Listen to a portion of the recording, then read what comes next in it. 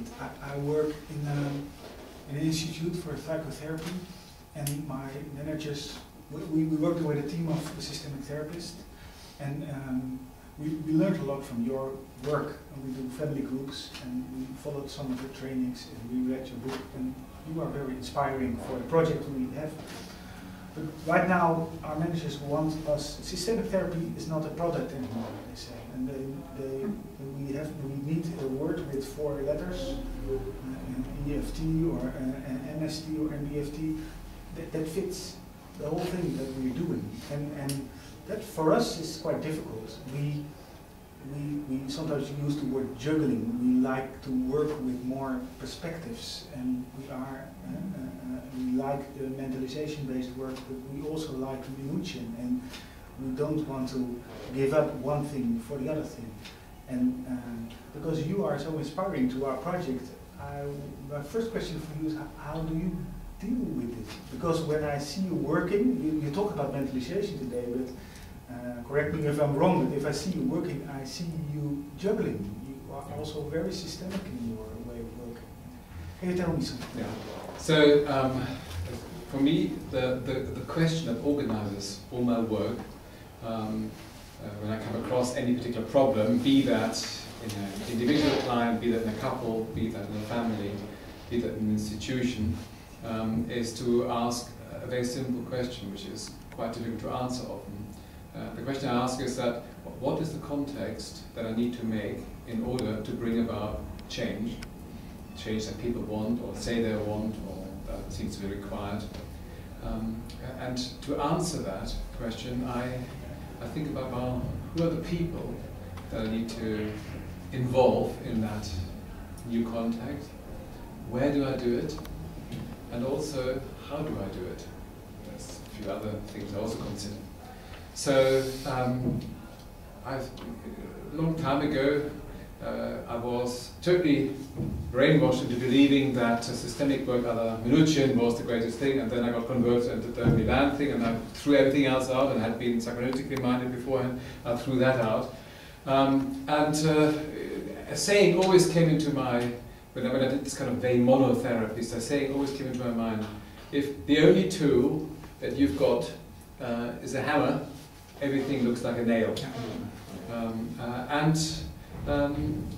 The questions I've just mentioned about what's the context I need to make to address that specific problem makes me think about, well, what are the possible ways of doing that? Shall I borrow ideas from the systemic field, ideas from the psychodynamic field, from the systemic field, from what particular branch? Does this family, because of the context within which they live and the context of the referral, they need a quick, does it need to be a very quick response? That organizes the tools that I use for the first and maybe the second time. But then I ask the same question again a little bit later. I'm dealing with that client, with that group of clients.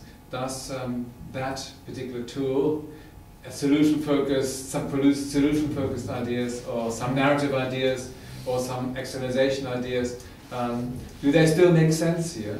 Or do I need to go into a different layer of what I call the onion layer model of therapy? Right? So I think that as we travel through therapy, or as we deal with different clients and with different institutions, many different problems probably need many different type of comebacks.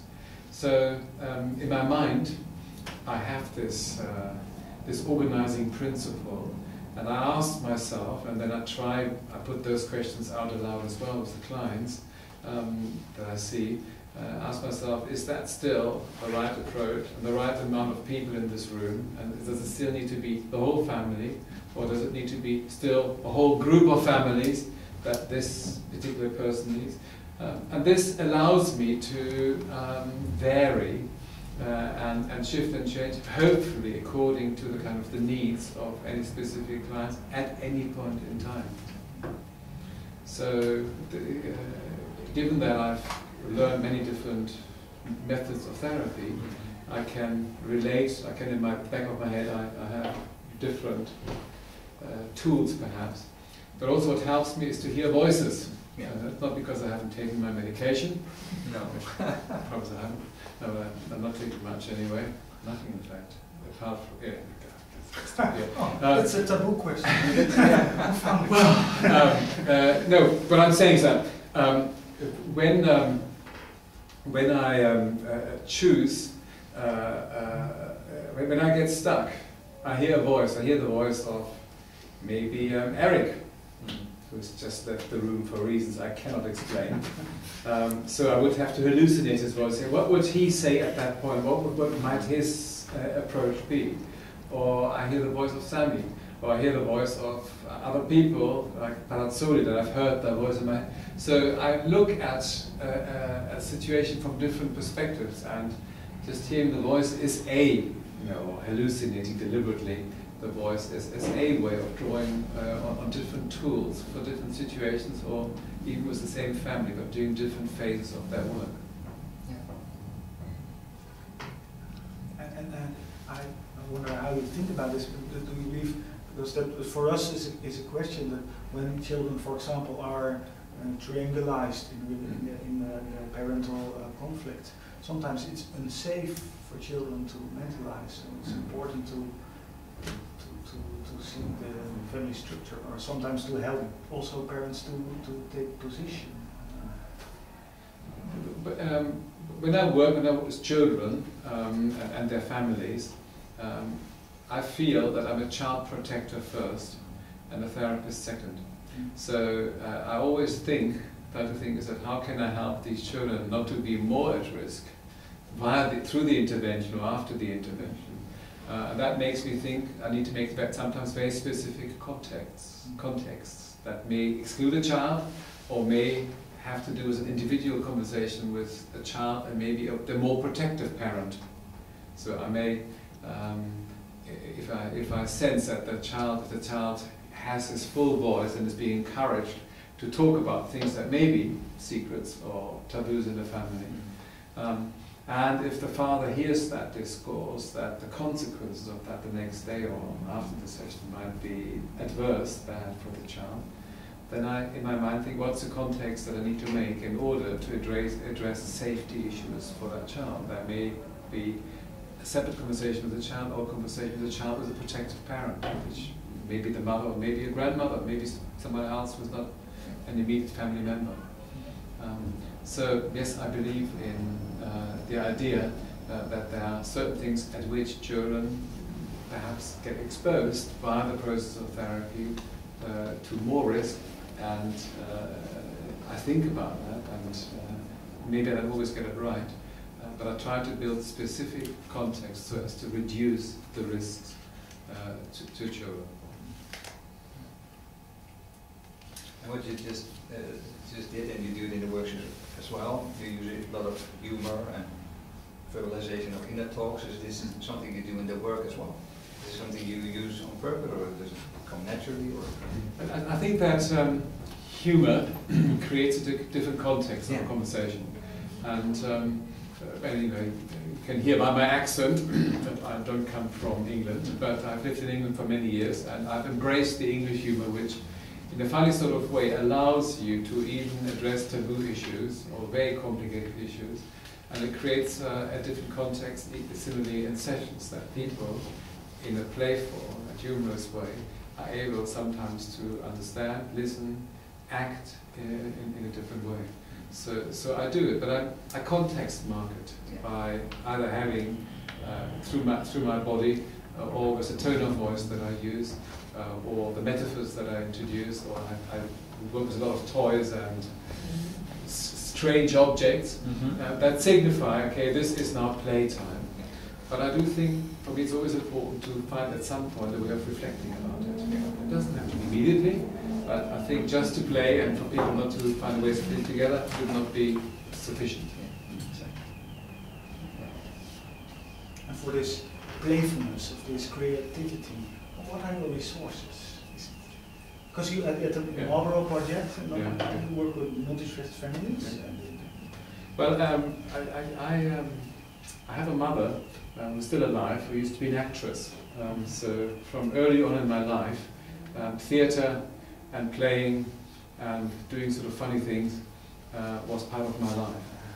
I also had the ambition to be a film director when I was younger, and I actually went to film school after I became a doctor. So these things interested me as well. Thinking, you know, if you think of the stage or if you think of films, you can often portray human dilemmas in a way that, well, is unique. So often when I get stuck, I think of dramatic drama, or what we call in German Requisiten, yes, props in English, I do find that a bit of that playing allows people to free themselves. But the inspiration comes from things I've read, things I've heard, and my own personal interests, which include music, theatre, film, etc. Okay. Is there, at last, because of our birthday, a wish you have for us, or for the field of family and systemic therapy? I think the voice of families in devising treatments, evaluating treatments, and so on needs to be enhanced hugely. Our multi-family work is a step towards it, but for families to be the real judges of whether a therapy works or not. So my hope is that in research, in particular the research that we heard about first presentation today, and kind of ambiguity of outcome, and also heard in another presentation on your birthday party through Sammy, then even more cautionary. Okay. I think research that is, we'll have to use a different paradigm, but that is conducted by families according to what they need, more of it, a real voice, not just token presence in user-led, so-called service user presence. That would be a wish, that the families become much more involved in devising and evaluating treatment.